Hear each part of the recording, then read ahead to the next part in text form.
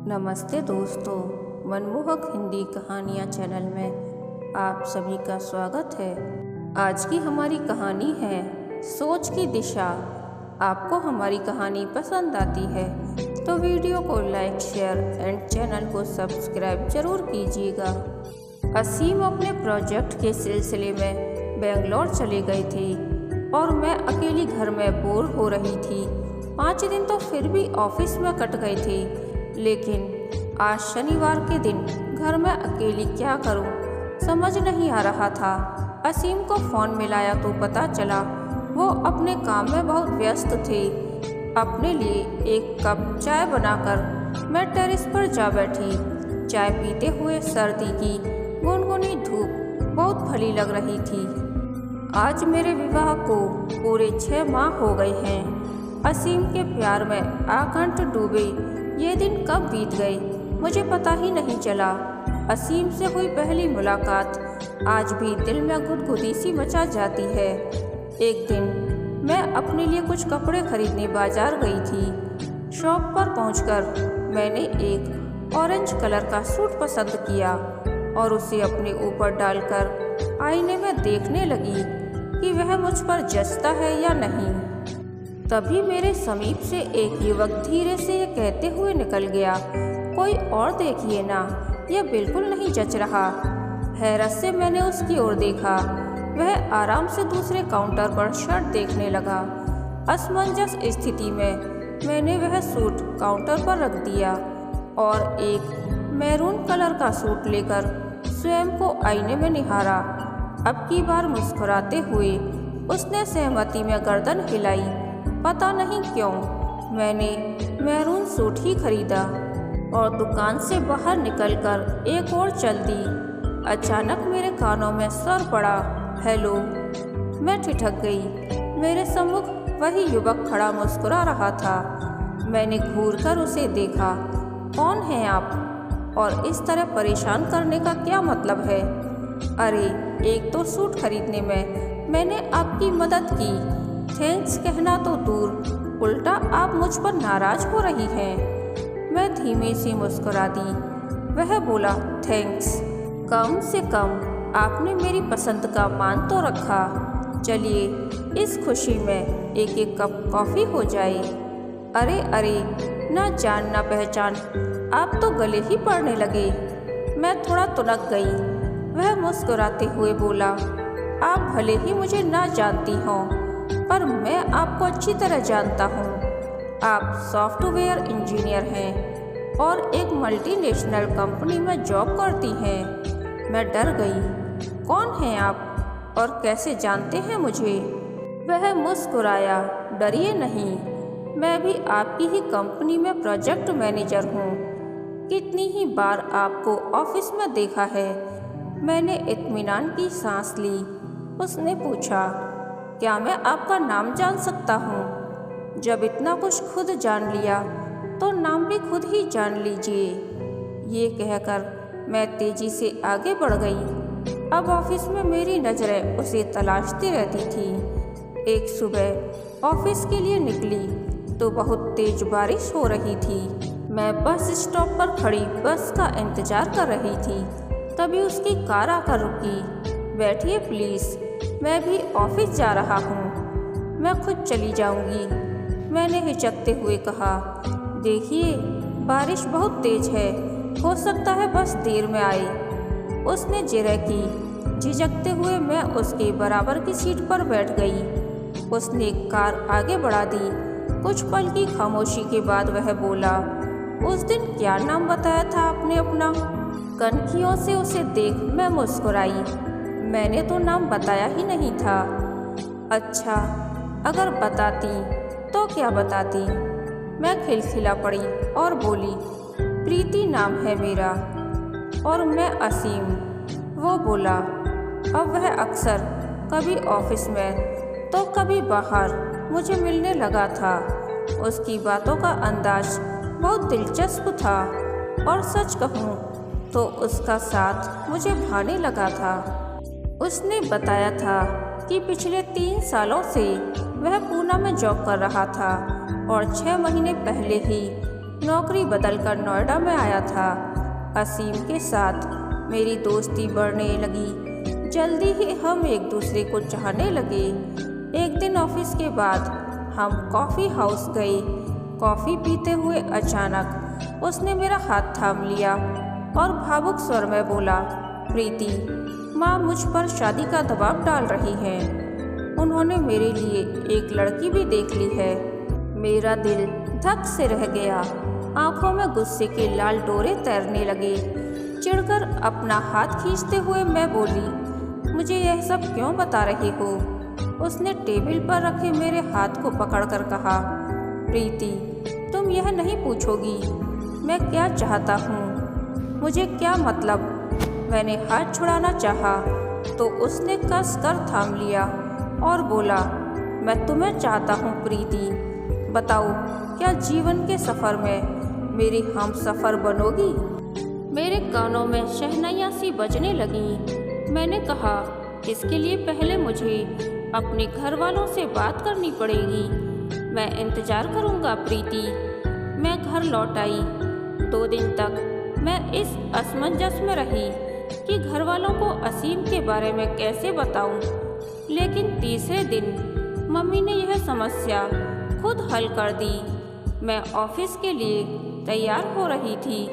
नाश्ता टेबल पर रखते हुए मम्मी बोली, प्रीति, मैं और तुम्हारे पापा अब तुम्हारी शादी कर देना चाहते हैं। पापा आज इंटरनेट की किसी मैट्रिमोनियल साइट पर तुम्हारा रिज्यूम डाल देंगे।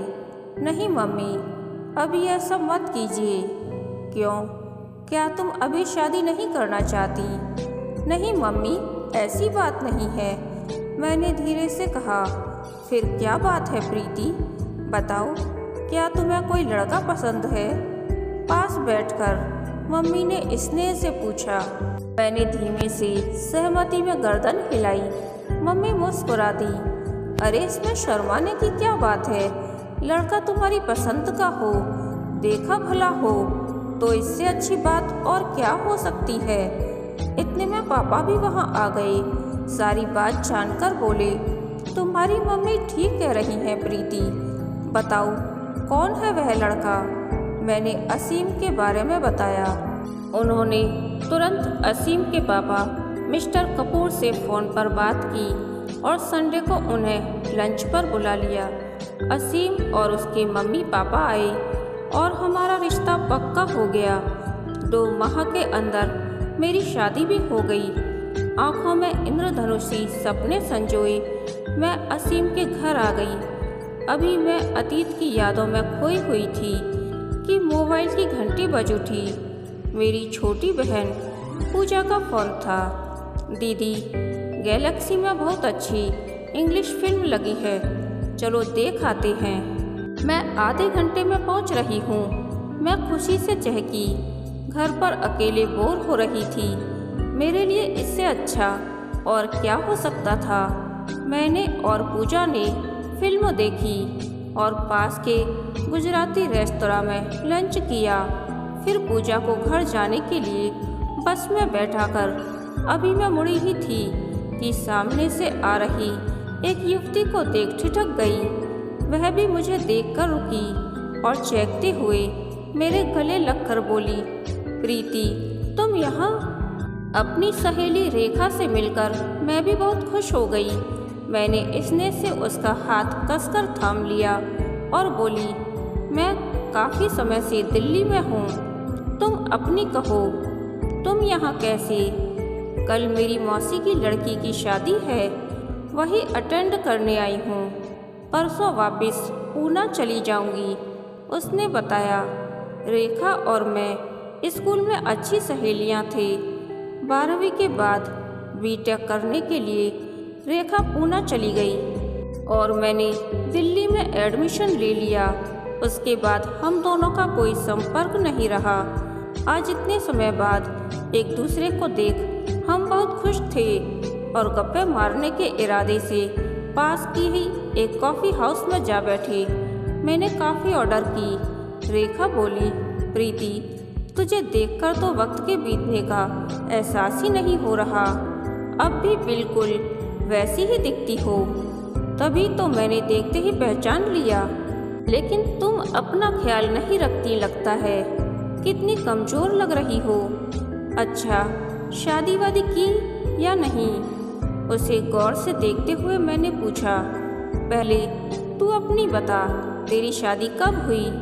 उसकी नज़र मेरे हाथों में पहने लाल चूड़े पर थी। मेरे गालों पर असीम के प्यार की सुर्खी फैल गई। मैं बोली, 6 महीने ही हुए हैं यार। मेरी ही कंपनी में प्रोजेक्ट मैनेजर है। पहले प्यार हुआ, फिर शादी। अब तू भी कुछ बताएगी या मुझसे ही पूछती जाएगी?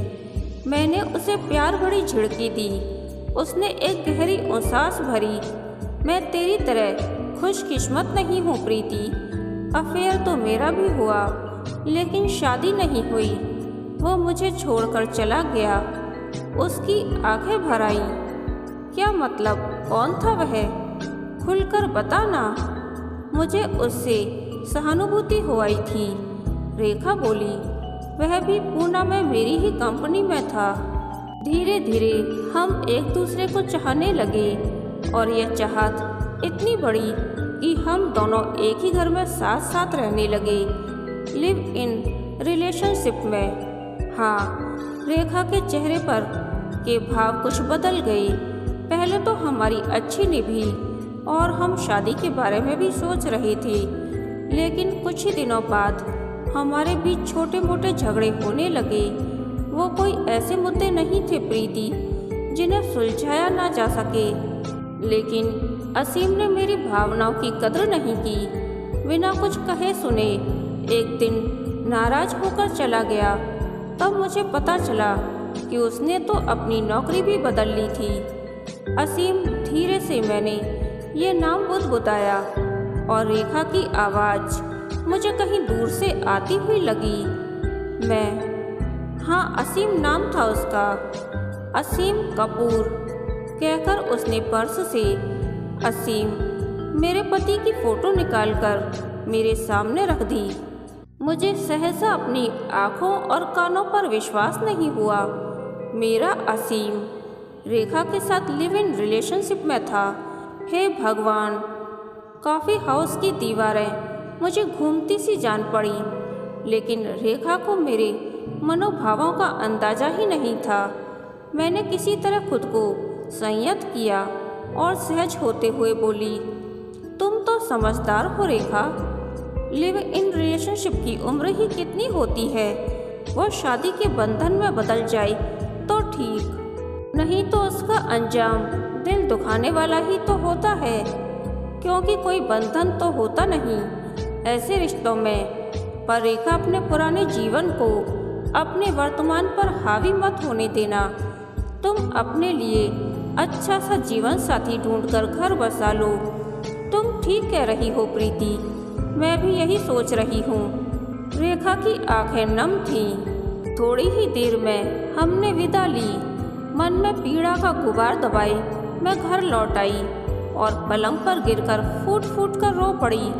मन अब भी यह मानने को तैयार नहीं था कि असीम ने मुझे धोखा दिया था, लेकिन कानों सुनी और आंखों देखी बात को झुठला भी नहीं सकती थी। गुस्से से मेरा सर्वांग कांप रहा था।